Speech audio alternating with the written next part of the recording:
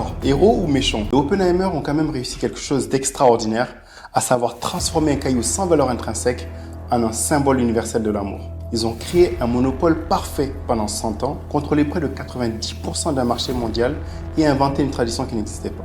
Mais de l'autre côté, ils ont également financé des guerres civiles, profité de l'apartheid, menti sur la rareté des diamants et également manipulé des générations entières. Alors, héros ou méchants? Comme d'habitude, il faut nuancer les choses. Moi, je dirais qu'ils sont les deux.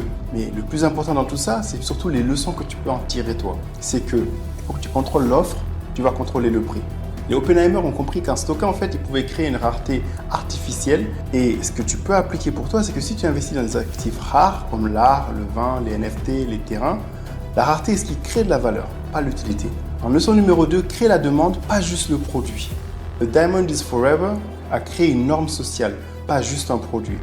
L'application pour toi, c'est que les meilleurs investissements ne sont pas ceux qui répondent forcément à un besoin, même si c'est important. Ce sont ceux qui créent le besoin. La dernière leçon, c'est que tous les monopoles finissent par tomber. Même le monopole le plus parfait de l'histoire s'est effondré en fait en moins de 20 ans. Pourquoi?